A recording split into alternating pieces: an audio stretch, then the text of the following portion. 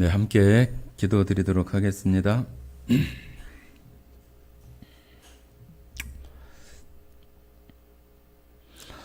사랑해 주님 감사드립니다. 이 세상 모든 사람들에게 이 진리의 말씀, 구원의 복음을 주시고 모든 사람들이 누구든지 듣는 자가 또 듣고 그 말씀을 마음에 받아들이고 믿는 자를 구원하시기를 기뻐하시는 하나님의 그 전도의 미련한 방법으로 또 우리를 또 구원해 주시고 하나님의 백성 삼아주신 은혜에 참으로 감사드립니다.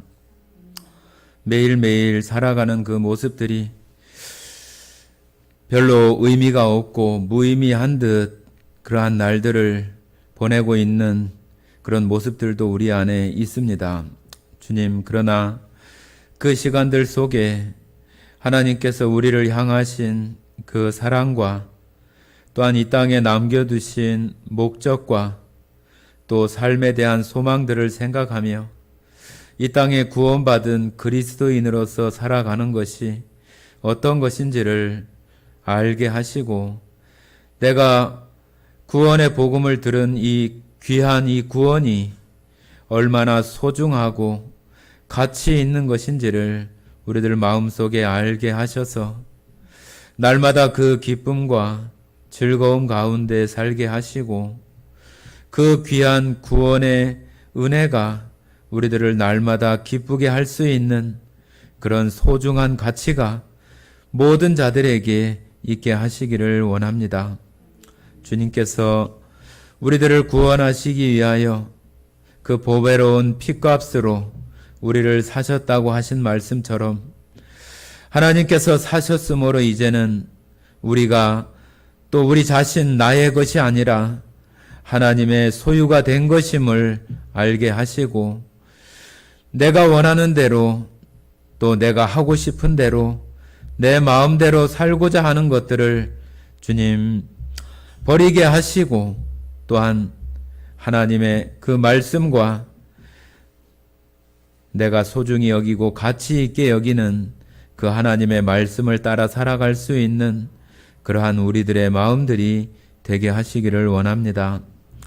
주님, 오늘 이 귀한 시간을 저희들에게 또 주셨으니 하나님의 말씀을 또 묵상하고 다시 또 새기게 하시고 새김질하게 하셔서 그 말씀들을 우리 안에 큰 힘으로 또 될 수 있도록 인도해 주시기를 원합니다. 주님, 에베소 교회에 하셨던 그 엄청난 은혜의 말씀들을 지금 이 시대에 우리들에게도 엄청난 은혜와 사랑과 우리에게 대한 영광의 그 약속들이 되어질 수 있도록 이 시간 주장하셔서 모든 성도들 그 심령 안에 하나님의 은혜가 차고 넘치는 귀한 시간이 될 수 있도록 주님 역사해 주시기를 원합니다. 주님, 이 시간 함께 참여하지 못한 성도들 어디 있든지 간에 지금 이 시간이 예수 그리스도의 십자가를 생각하는 가운데 지나갈 수 있게 하셔서 하나님 은혜가 그 마음 가운데 흐르게 하시고 또한 방송으로 참여하는 성도와 가정 안에도 하나님의 놀라우신 은혜와 또한 평안이 내려지게 하시기를 원합니다. 주님, 저희 교회 안에 마음의 병들고 또한 육체의 병들고 또한 정신의 병들어 있는 성도들 주님 치유하시고 회복시키시는 역사가 있게 하셔서 하나님 앞에 더 담대함과 큰 믿음으로 살아갈 수 있도록 큰 능력과 이적을 보여주셔서 회복되고 나음을 얻는 큰 역사를 이루어 주시기를 원합니다. 주님, 이 시간 모든 순서 속에 오직 하나님 영광 받으시기를 간절히 원하오며 우리를 사랑하시고 언제나 우리의 주인이 되시는 고마우신 예수님 이름으로 기도드렸습니다. 아멘. 예, 오늘 말씀 에베소서 1장 네, 지난 시간에 나누었던 그 끝부분을 조금 더 다루도록 그렇게 하겠습니다. 에베소서 1장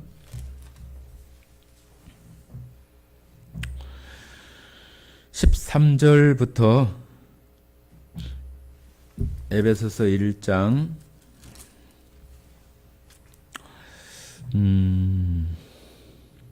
11절부터 14절까지 읽도록 하겠습니다. 11절부터 14절까지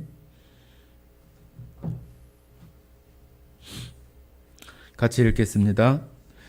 모든 일을 그의 뜻의 결정대로 일하시는 이의 계획을 따라 우리가 예정을 입어 그 안에서 기업이 되었으니 이는 우리가 그리스도 안에서 전부터 바라던 그의 영광의 찬송이 되게 하려 하심이라.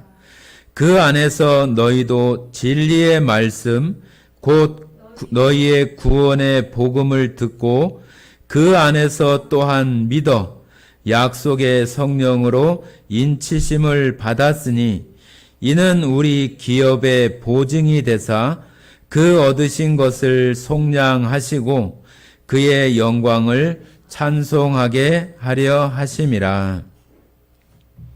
예, 오늘 여기 13절, 14절에 나오는 그 인치심과 그 보증에 대한 말씀들을 조금 더 다루도록 그렇게 하겠습니다.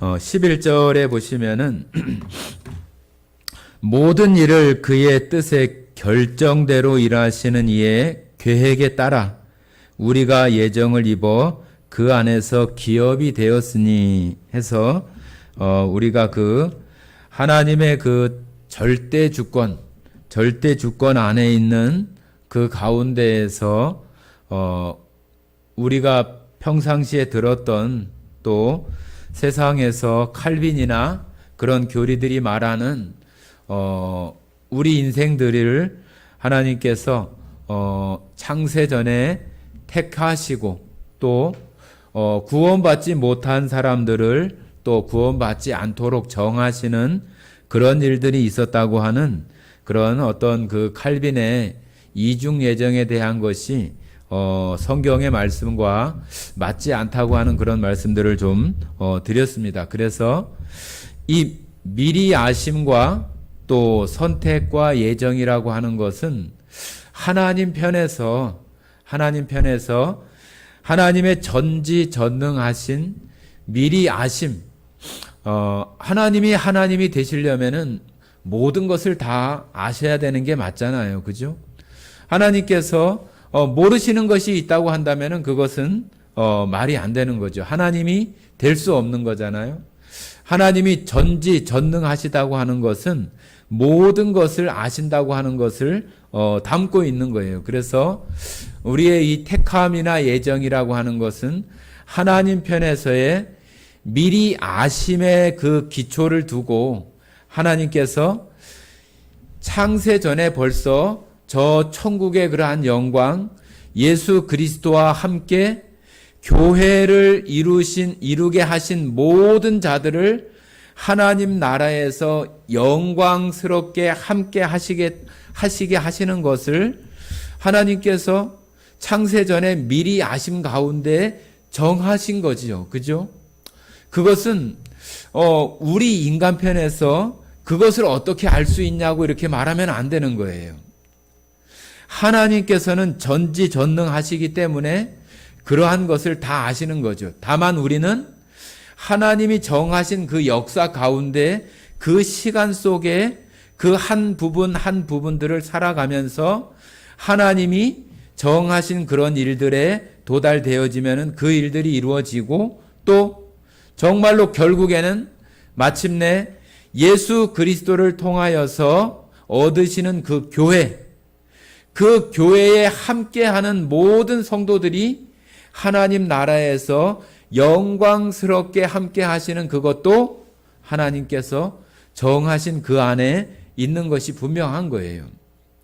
다만 우리는 그 하나님의 그 미리 아심과 그러한 것들을 우리 편에서는 알 수 없기 때문에 우리는 우리의 시간 속에서 하나님께서 우리들 가운데 이 말씀을 주셔서 이 말씀을 우리들에게 내 귀에 내 눈에 보여지거나 듣게 되어지는 그러한 상황 속에서 내가 그 말씀을 정말로 살펴보고 또 그 말이 정말로 믿을 만한 것인지 예수 그리스도가 과연 구원자인지를 우리가 생각하고 그것을 연구하고 또 그 마음 가운데 믿음으로 받아들이는 그러한 일을 통하여서 우리를 구원하시고 택하시는 그것을 하나님께서 정하신 거예요.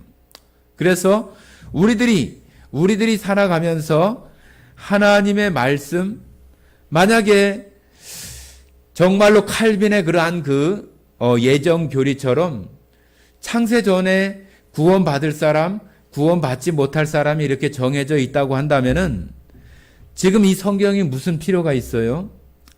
성경이 필요가 없는 거잖아요. 우리가 이 성경을 보고 이 성경 말씀이 과연 그런가 하여 우리가 사도행전에 보면은 그 베레아 사람이 하나님의 말씀을 듣고 이 성경 말씀이 정말로 사실인가 하여 그들이 성경을 연구하고 살펴보았다고 한 것처럼 우리에게 이 성경을 보고 예수님을 우리가 알아야 되고 믿어야 되는 가장 근본적이고 핵심적인 것은 이 말씀 속에 예수 그리스도를 통한 구원이 있기 때문에 우리가 그것을 읽고 예수님을 믿게 되는 것에 궁극적인 이유가 있는 것이지, 만약에 이러한 것이 하나님의 누구는 정해지고 누구는 아니고 그런 어떤 이중 예정에 그런 것이 되어 있다면은 이 성경을 볼 이유가 뭐가 있어요?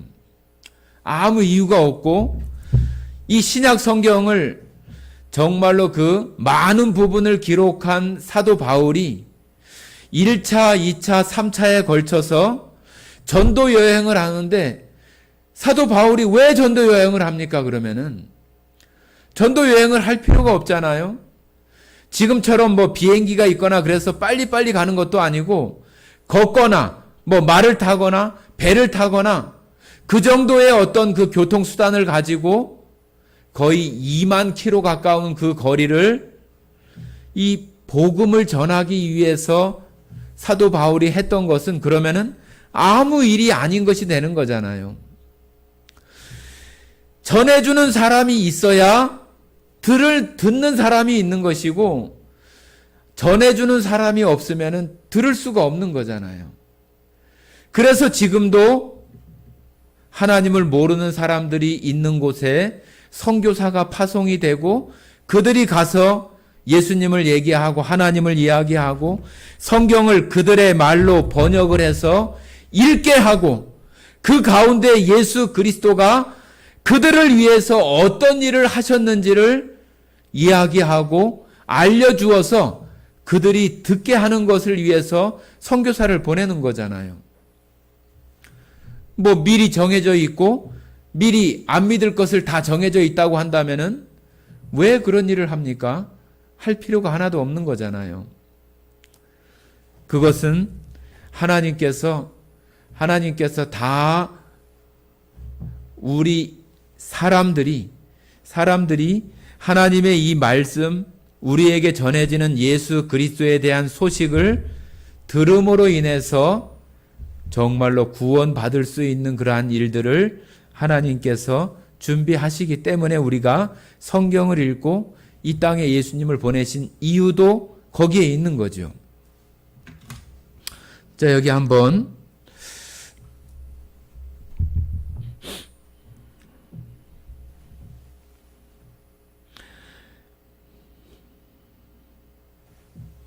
자, 13절 제가 한번 읽어보겠습니다. 13절. 그 안에서 너희도 진리의 말씀 곧 너희의 구원의 복음을 듣고, 구원의 복음을 듣고 그러잖아요. 구원의 복음을 듣고 그 안에서 또한 믿어. 그 안에서 그 말씀들을 우리가 믿고 신뢰하고 그 믿음으로 화답하는 그러한 것들 가운데에 우리의 구원이 이루어진다고 하는 거죠. 여기 나오는 이 구원의 복음, 이 성경 전체가 다 구원의 복음이라고 말할 수 있어요. 그러나 이 성경 전체를 다 알아야, 다 연구하고 공부하고 다 알아야 구원의 복음을 다 듣는 것은 아니에요. 그 구원의 복음 가운데 가장 핵심적인 것이 예수님의 십자가 사건이라고 하는 거예요. 그래서 여기 구원의 복음 이렇게 얘기를 하면은 아주 그 핵심적으로는 예수님의 십자가라고 이렇게 말할 수 있는 거죠. 자, 우리 잘 아시는 로마서 10장 한번 보시겠습니다. 10장.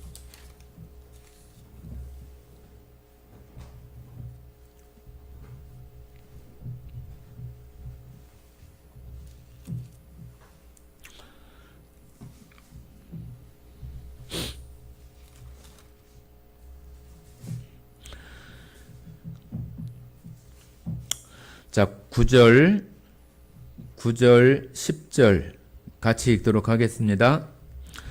네가 만일 네 입으로 예수를 주로 시인하면 또 하나님께서 그를 죽은 자 가운데서 살리신 것을 네 마음에 믿으면 구원을 받으리라.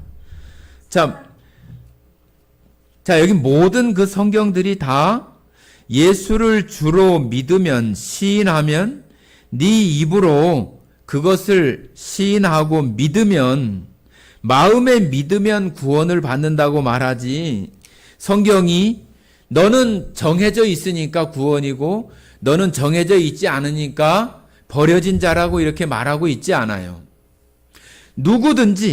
누구든지라고 이렇게 말하고 있잖아요. 누구든지 예수를 주로 시인하면 또 하나님께서 그를 죽은 자 가운데서 살리신 것을 내 마음에 믿으면 구원을 받으리라. 10절 사람이 마음으로 믿어 의에 이르고 입으로 시인하여 구원에 이르느니라. 사람이 마음으로 믿어서 이 믿는다고 하는 것은 어떤 우리가 율법을 지키거나 율법에 해당하는 어떤 행위가 아니잖아요. 그죠? 우리가 율법이나 그러한 그 행위가 아니라 하나님의 그 말씀, 예수 그리스도에 대한 구원의 말씀이 우리들 가운데 들려질 때에 그것에 대한 반응으로서의 우리 사람 편에서의 그것을 받아들이는 반응이 믿음인 것이지, 그 믿음 자체가 어떤 구원을 받기 위한 행위라고 이렇게 말하는 것은 잘못된 거잖아요. 그죠? 그래서 우리가 이렇게 성경에서 말하고 있는 것처럼 예수를 주로 시인하면 또 하나님께서 그를 죽은 자 가운데서 살리신 것을 내 마음에 믿으면 구원을 받으리라. 사람이 마음으로 믿어 의에 이르고 입으로 시인하여 구원에 이르느니라. 자, 이것이 하나님께서 우리들을 구원하시는 방법이에요. 그죠? 그리고 이런 것을 들을 수 있게끔 또 누군가가 또 전해주는 사람이 있게끔 해서 이 복음을 들을 수 있게 하신다고 말씀하고 있잖아요. 그죠? 자, 13절부터 15절까지 한번 읽어보겠습니다. 누구든지 주의 이름을 부르는 자는 구원을 받으리라. 그런즉 그들이 믿지 아니하는 이를 어찌 부르리요? 듣지도 못한 이를 어찌 믿으리요? 전파하는 자가 없이 어찌 들으리요? 보내심을 받지 아니하였으면 어찌 전파하리요? 기록된 바 아름답도다 좋은 소식을 전하는 자들의 발이여 함과 같도다. 자, 여기 아주 정확하게 이렇게 표현해 놓고 있잖아요. 누구든지 주의 이름을 부르는 자, 이름을 부른다고 하는 것은 단순히 어떤 사람의 이름 자체만 얘기하는 것이 아니라 성경에서 말하는 이 이름은 그 인격체 전체를 얘기하는 거예요.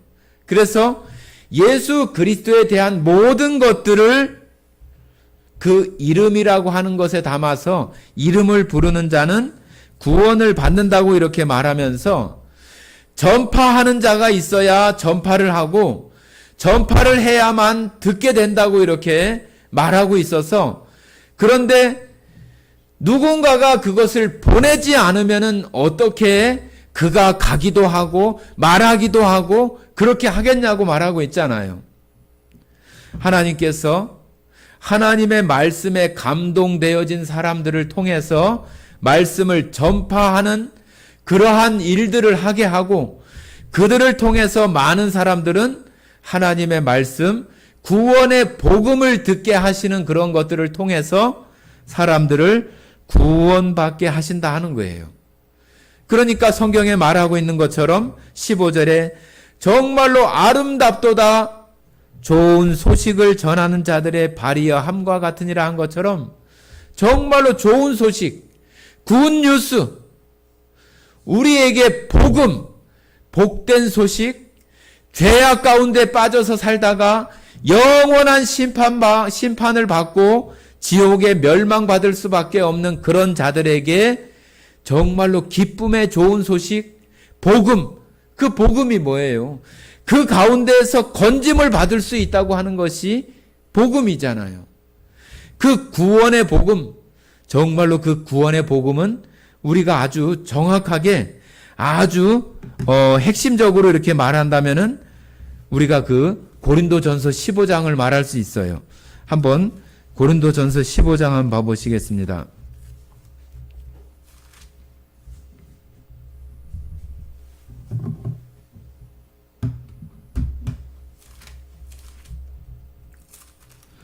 고린도전서 15장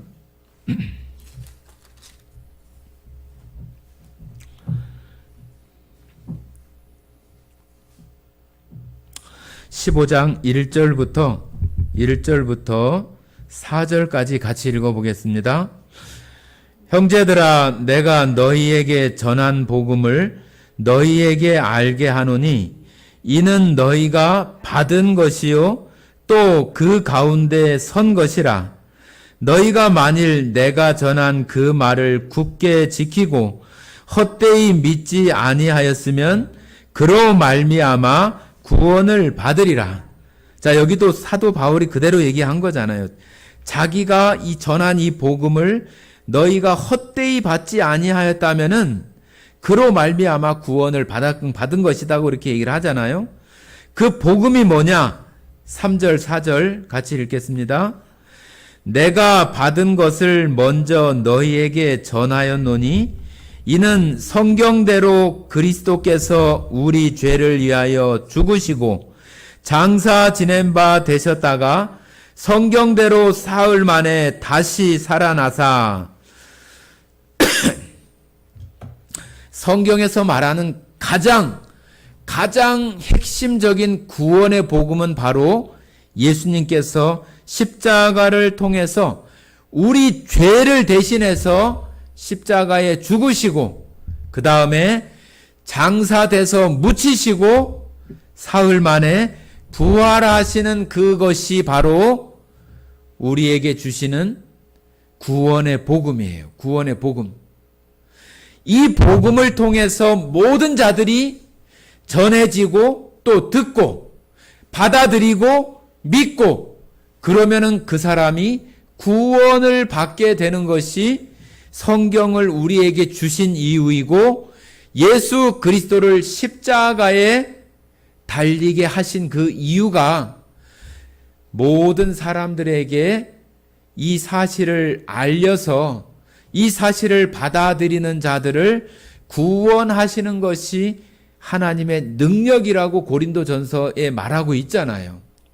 그래서 성경은 계속해서 전파하라고 말하고 있고 또 그것을 믿으면 구원이라고 계속 말하고 있는 거예요. 그러니까 우리가 그런 어떤 칼빈의 그러한 것들 때문에 우리의 어떤 성경 가운데서 말하고 있는 하나님 말씀이 우리들 가운데서 혼동되거나 그러지 않고 우리는 여전히 마태복음 28장에서도 뭐라고 그래요?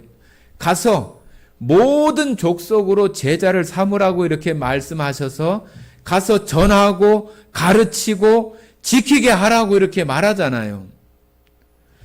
그럼 그런 말씀들은 다 무시되느냐는 얘기죠.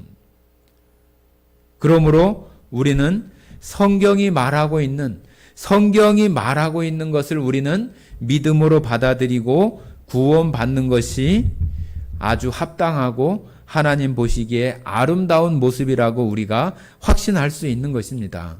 그렇기 때문에 그런 어떤 예정교리라든지 그런 것 때문에 마음에 고민하거나 그럴 필요 없어요. 지금 우리 눈앞에 성경이 밝히 말하고 있는 것을 따라서 우리가 믿고 받아들이면 되는 거예요.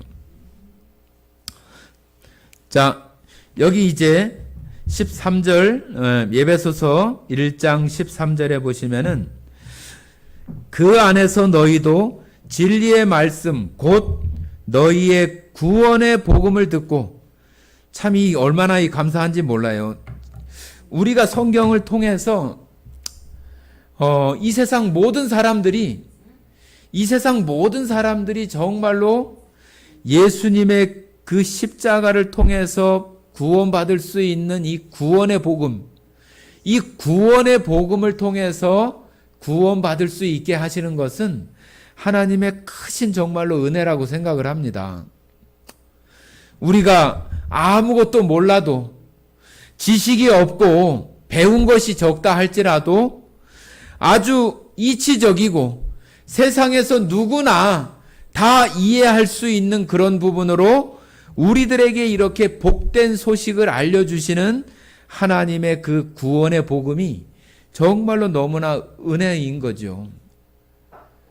우리가 이 성경을 정말로 제가 자주 말씀드리지만은 이 성경을 100번 읽어야 구원을 받고, 아니면은 이 성경을 아주 잘 연구해서 논문을 잘 써내야지 구원받는다든지 그러면은 구원받을 사람이 얼마나 있겠어요. 그러나 이 구원의 복음, 예수 그리스도의 십자가를 통해서 그것을 누구든지 믿는 자에게 구원을 주신다고 하시는 그 하나님의 말씀, 정말로 그것이 복된 소식이고 정말로 복음인 거죠. 자, 복음을 듣고 그 안에서 또한 믿어, 그죠? 또한은 믿어 약속의 성령으로 인치심을 받았으니. 자, 성령으로 인치심을 받았다고 하는 것은 무슨 말이에요? 인치심을 받았다고 하는 것은 모든 것이 다 마무리되고 모든 것이 다 어느 곳으로나 빠져나가거나 흘러가지 않도록 다 마무리되었다고 하는 것이 인쳤다고 하는 거예요. 우리가 옛날에는 이것을 도장을 찍는 것처럼 도장 인자를, 옛날 성경 한자 성경에는 그 도장 인자를 써서 인쳤다고 이렇게 표현하고 있어서, 이 인친다고 하는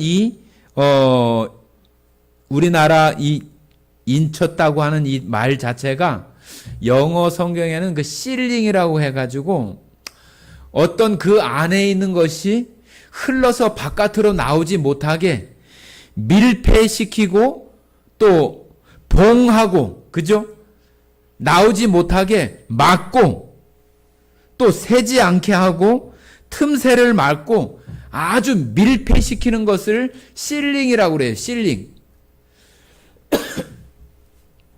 그래서 여기 인친다고 하는 것은 옛날 우리 그 두루마리 이렇게 둘둘둘 말아가지고, 옛날 우리 그 사극이나 그런 데 보면은 왕이 어떤 그 편지를 써가지고 둘둘 말아가지고 어떤 그 전령한테 보내는 그런 거 보이잖아요. 저 서양에서는 이 성경이 기록된 그 로마 시대에는 그 두루마리에다 둘둘 말아가지고 그것을 갖다가 우리 말하자면은 거기를 끈으로 이렇게 묶고, 그 다음에 쉬운 말로 하면 우리 껌 같은 거 있잖아요. 껌 같은 걸 갖다 딱 붙이고 거기다 도장을 탁 찍는 거예요. 도장을. 그것이 인치는 거예요. 인치는 거.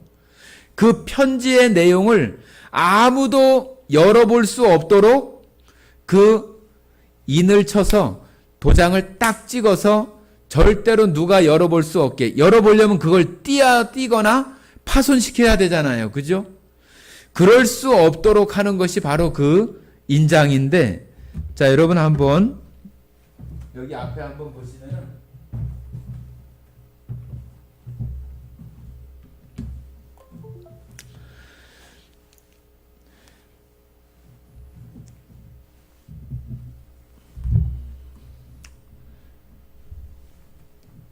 자, 여기 한번 보시겠습니다. 이후 로마 제국이 들어서면서 인장 반지는 신분과 권위를 상징하는 상징물로서 일종의 사인으로서 사용되기에 이른다. 로마 제국 황제들의 인장 반지는 오늘날까지도 많이 전해져 내려오고 있다. 카이사르는 그의 인장 반지에 무장한 비너스 상을, 카메오 조상을 많이 남긴 아우구스투스는 초기에는 스핑크스를 조각한 것을 사용하였으나 후기에는 예의 자기의 30대 조상을 인장 반지로 사용하였다고 한다.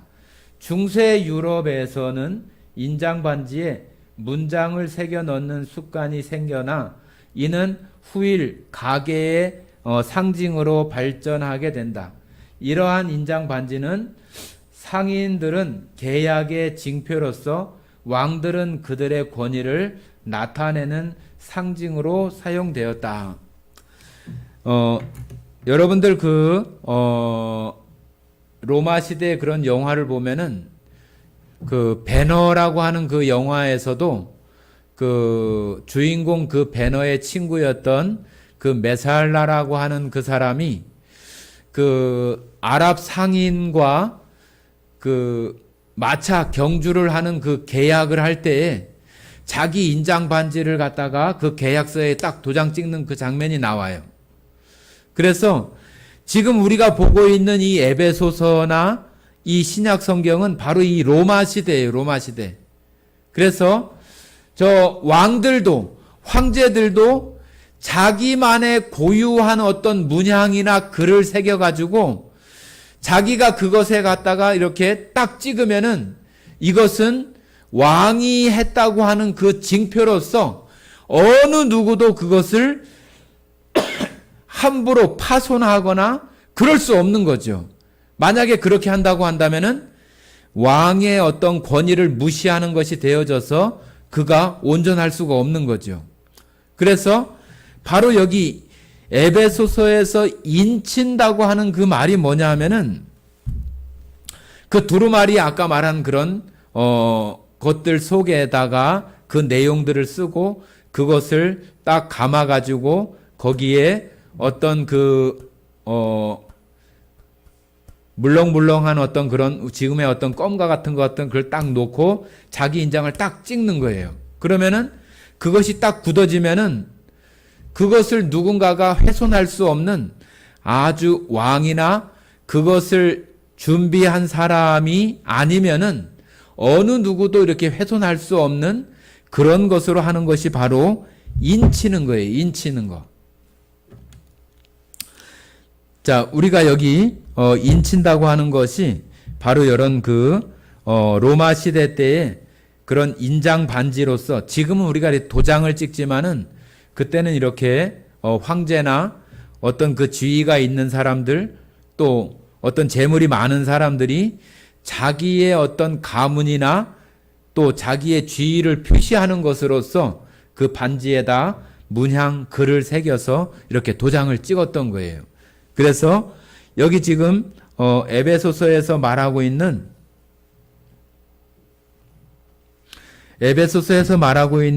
인쳤다고 하는 이 말이 바로 그런 의미를 담고 있어서 바로 이 인을 친다고 하는 것은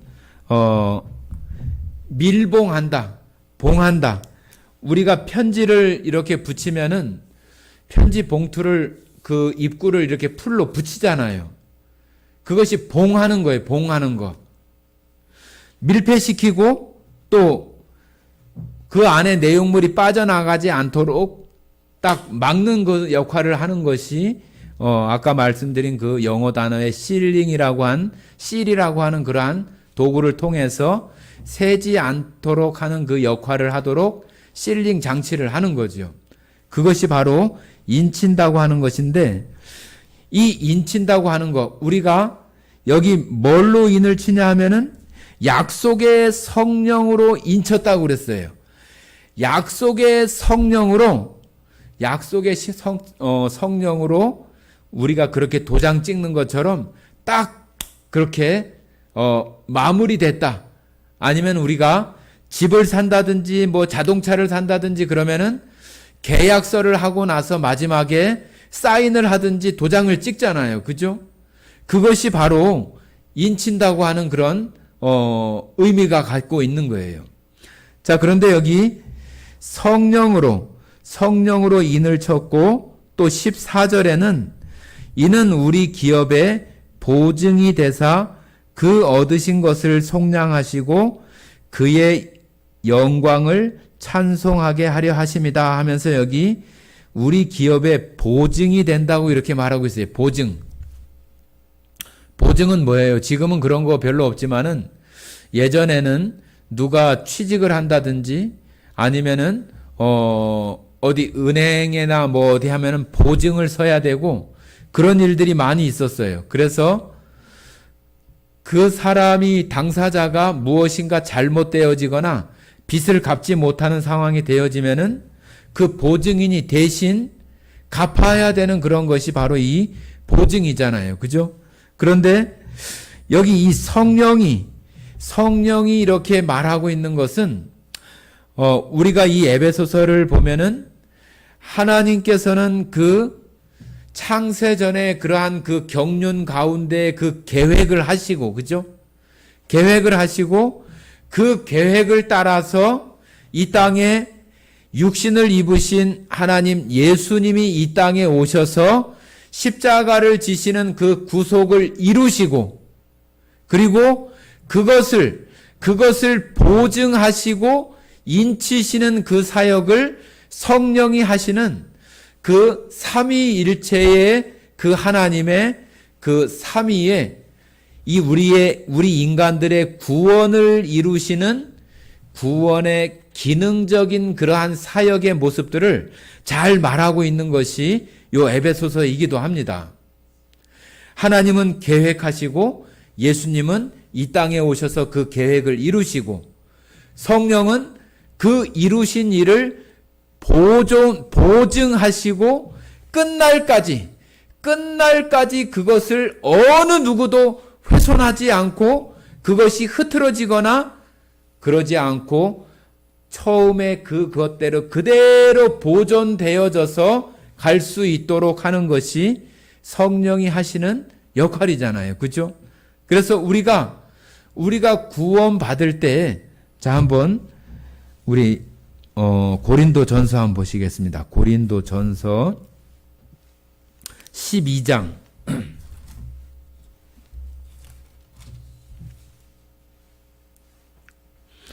고린도 전서 12장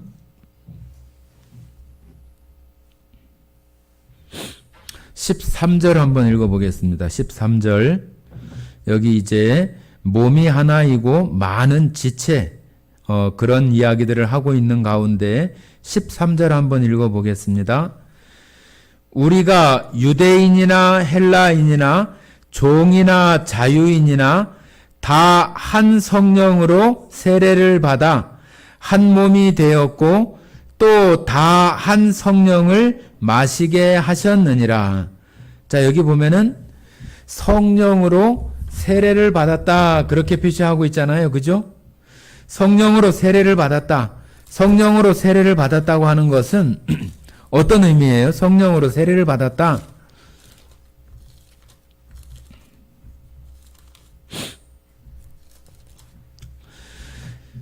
성령으로 세례를 받는다고 하는 것은 우리가 그 교회에서 교제나 또 말씀 속에서 성령 세례, 성령 침례 그런 얘기 많이 하잖아요.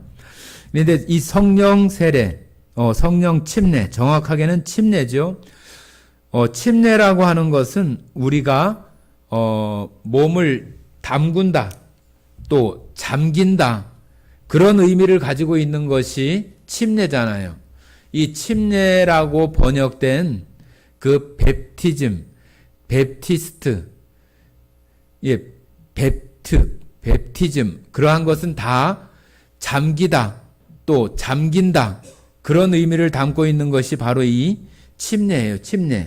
그래서 성령 침례를 받는다고 하는 것은 우리가 구원받을 때 우리가 예수님의 십자가를 우리 마음의 믿음으로 받아들일 때에 우리 안에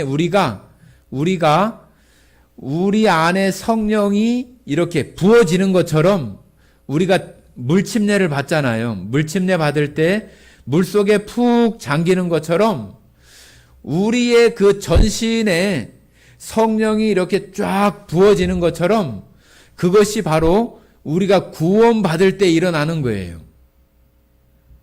우리가 마치 물에 쑥 들어가는 것처럼 성령 안에 우리가 물침례 받을 때 쑥 잠기는 것처럼 성령 안에 우리가 잠기는 그런 표현과 또 성령이 우리의 몸 전체를 쫙 부어지는 그러한 것이 바로 성령 침례, 그렇게 말할 수 있어요.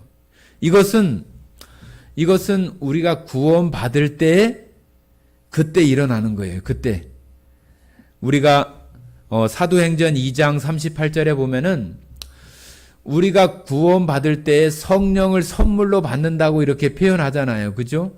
그것이 우리 안에 내주하시는 그러한 그 주님으로 이렇게 오시는 그러한 표현도 얘기할 수 있지만은 우리가 구원받을 때에 우리를 성령 안에 이렇게 푹 들어가는 것처럼 침례가 되는 것처럼 성령이 우리를 완전히 이렇게 잠기게 하고 또 담가지는 어떤 그런 것처럼 우리가 그 안에 쑥 들어가는 그런 그 표현이 바로 성령 침례예요.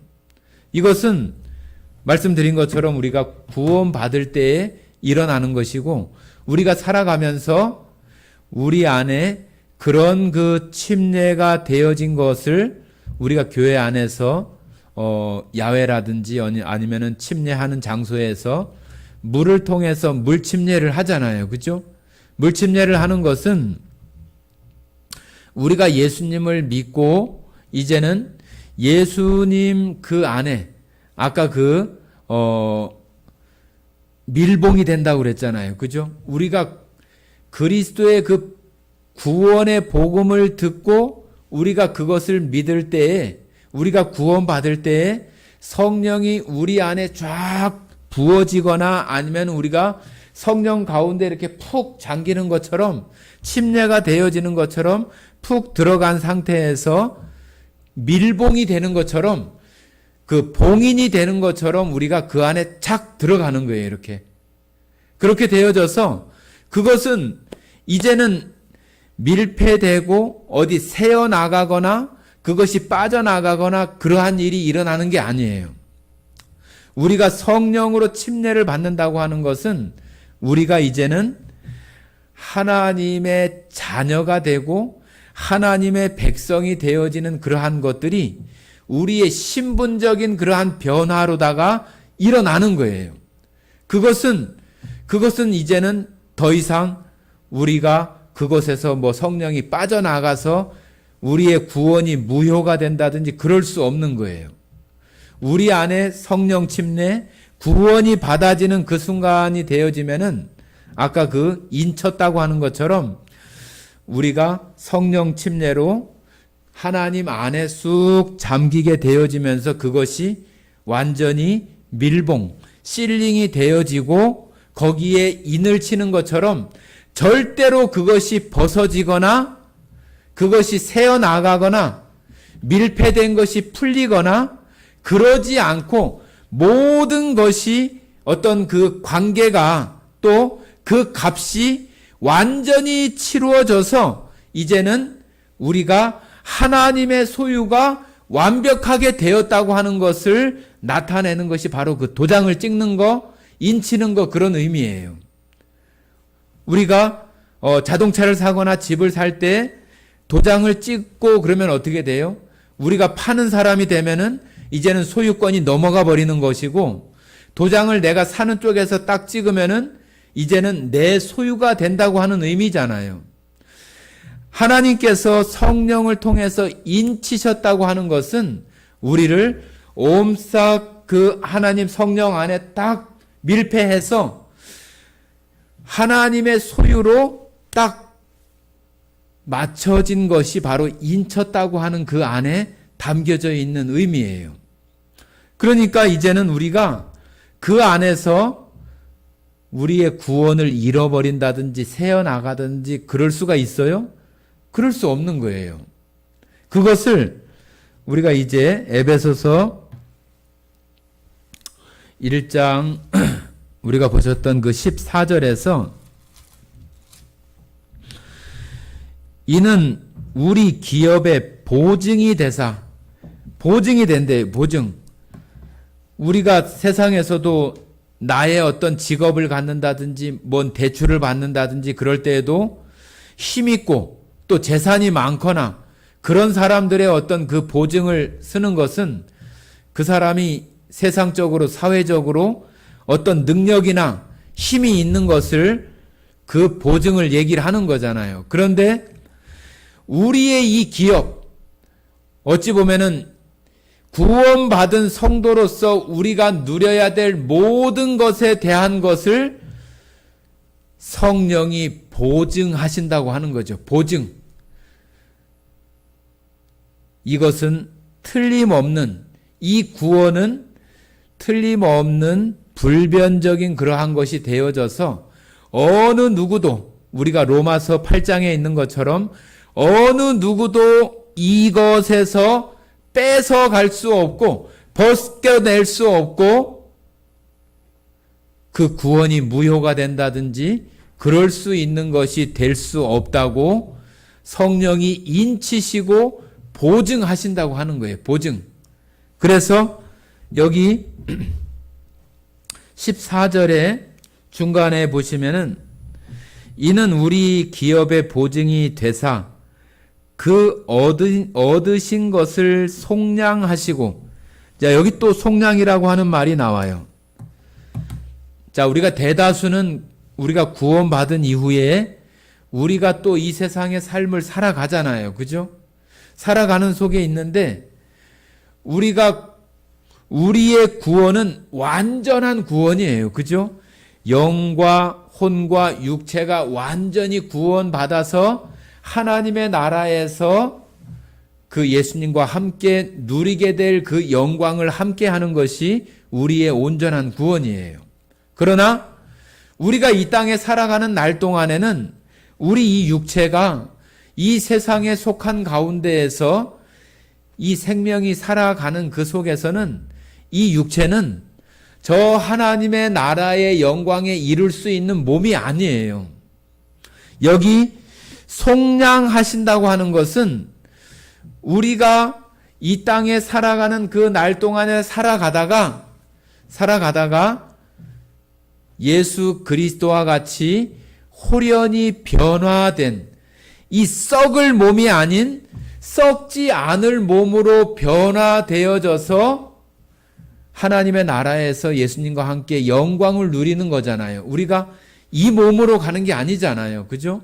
여기서 속량은 바로 우리의 이 몸이 그와 같이 썩지 않을 몸으로 변화될 때까지 성령이 보증하시고 지키시고 그것을 아주 완전하고 안전하게 그곳에 이를 때까지 지키신다고 하는 거예요. 그러니까 우리의 이 구원이라고 하는 것은 너무나 완벽하고 하나님께서 계획하신 그것을 완전하고 사람들이 생각하는 그 완전한 논리 가운데 이루어 주시는 그 은혜라고 하는 거예요. 사도 바울이 이 에베소 사람들에게 이와 같이 말하고 있는 것은 이 구원의 은혜가 너무나 크고 또 이 구원이 우리가 이제는 절대로 잊어버리거나 없어지거나 무효화될 수 없는 그러한 것으로 하나님께서 지키시고 보존하시고 마지막 날에 우리가 고린도전서 15장에 있는 것처럼 마지막 나팔 소리에 우리의 몸이 썩지 않을 몸으로 변화되어져서, 그죠? 여기 바로 이 속량, 이 구속이라고 하는 것은 우리가 그때에 썩지 않을 몸으로 변화될 때에 그때까지 하나님께서 이 성령을 통하여서 완벽하게 지키시고 보증하신다고 하는 것을 우리들에게 말하고 있는 거예요. 그래서 그의 영광을 찬송하게 하려 하시는 것이다. 지금 우리를 구원하시는 이것이 창세전에 하나님의 미리 아심을 통하여서 최종적으로는 우리가 이런 육체대로 이렇게 살아가다가 결국 마지막에는 썩지 않을 몸, 변화되어질 몸으로 구속받아서 변화되어져서 하나님의 나라에서 영광 받으실 때까지 그것을 완벽하게 이루어 가시고 그 구원을 이루신다고 하는 하나님의 약속을 지금 바울은 에베소 성도들에게 아주 그 기쁨의 복음의 소식을 전하고 있는 거죠. 너희가 들은 그 복음은 하나님께서 창세전에 정하신 것인데 너희가 바로 그런 자들이야.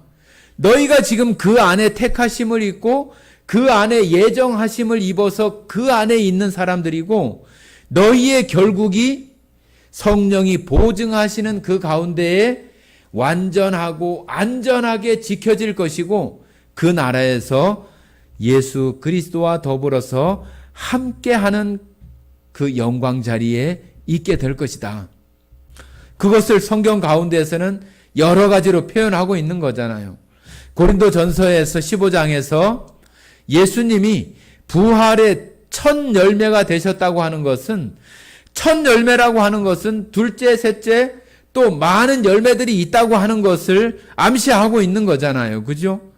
예수님께서 첫 열매가 되시고 예수 그리스도의 의를 힘입어서 또 많은 부활의 열매들이 예수 그리스도와 함께 예수님이 하나님의 모든 것의 후사가 되시는 것처럼 우리가 예수님과 함께한 후사로서 하나님의 나라에서 예수님이 받으실 그 영광을 함께 누리는 그러한 자들이 우리들이 되게 하시는 것이 바로 우리 자신들이잖아요.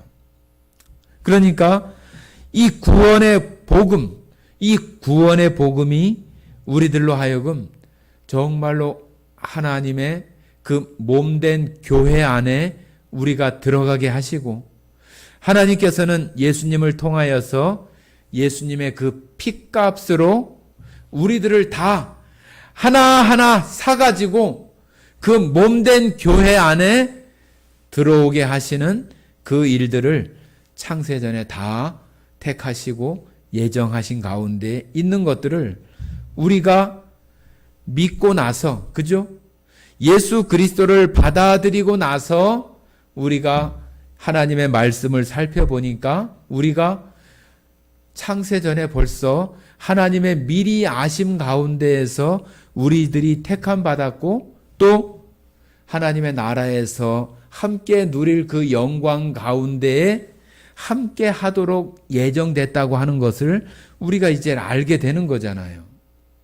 그래서 성도 여러분들이 여기 있는 이러한 말씀들을 통해서 우리가 받은 이 구원에 대한 확실함과 또 우리들을 보증하시고 하나님의 그 영광의 자리까지 인도해 가시는 아무 어떤 훼손되거나 또 파괴되거나 잃어버리거나 그런 일이 없이 하나님 앞에 이를 때까지 보증하시는 그 인치시는 성령의 그러한 그 기능적 역할로서 우리들을 보존하신다고 하는 것을 생각할 때 얼마나 정말로 우리 마음에 안심이 되고 또 우리에게 큰 은혜입니까? 만약에 그것을 우리가 지켜가야 되고 우리가 그것을 유지해야 되고 우리가 죽을 때까지 우리 자신들의 어떤 구원을 내 스스로 지켜가야 되고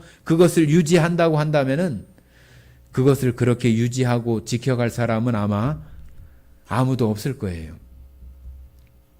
하나님께서 그러한 것들을 다 준비하시고 하나님이 창세전에 그러한 것들을 다 예비하셔서 우리들로 하여금 그 은혜 안에 있게 하셨다고 하는 그 말씀이 더 큰 은혜가 되어지는 그러한 그 말씀들이라고 생각을 합니다. 성도 여러분들께서도 여기 나오는 이런 말씀들을 통해서 하나님께서 왜 이토록 정말로 우리의 구원이 확실하고 또 우리를 지켜가시고 마지막 순간까지 우리를 영원히 보존해 가시는 그 은혜 가운데 우리가 살아가고 있다고 하는 것을 생각하면서 정말로 더 하나님 은혜 가운데 정말로 주님의 말씀에 순종되어지고 주님 앞에 기쁨이 되어지는 그러한 삶을 살아갈 수 있는 우리의 신앙생활들이 되어질 수 있도록 성도 여러분들 그 심령 안에 오늘 드린 이러한 그 구원의 복음의 말씀이 우리 안에 강력하게 큰 힘으로 역사되어지기를 간절히 원합니다. 함께 기도하고 마치도록 하겠습니다. 사랑 많으신 아버지 하나님 감사드립니다. 오늘 이 에베소서 말씀을 통하여서 우리의 이 구원에 정말로 그 영원성과 그것을 보증하시고 또한 인치신 그 성령의 그 능력 안에서 지키시고 보존하시는 그것이 우리에게 얼마나 큰 은혜인가 하는 것들을 살펴보았습니다. 세상에서는 보잘것없을지 모르지만 하나님 은혜 안에서는 하나님의 백성이며 하나님의 자녀이고 아들이 된 저희들이 이제는 정말로 나에게 가장 큰 가치가 되어지는 예수 그리스도와 함께한 하나님의 상속자, 후사가 되어진 그 은혜를 입은 자들이라고 하는 것들을 알게 하셔서 세상에 여러 가치들이 있지만 나에게 가장 큰 가치가 바로 구원의 복음, 예수 그리스도가 되어져서 이 세상 살아가는데 조금도 부족함이 없이 주님으로 만족한 그러한 삶을 살아가는 모든 성도들이 되어질 수 있도록 역사해 주시기를 원합니다. 오늘 이 시간 함께해 주신 은혜에 감사드리며 우리를 사랑하시는 예수님 이름으로 기도드렸습니다. 아멘.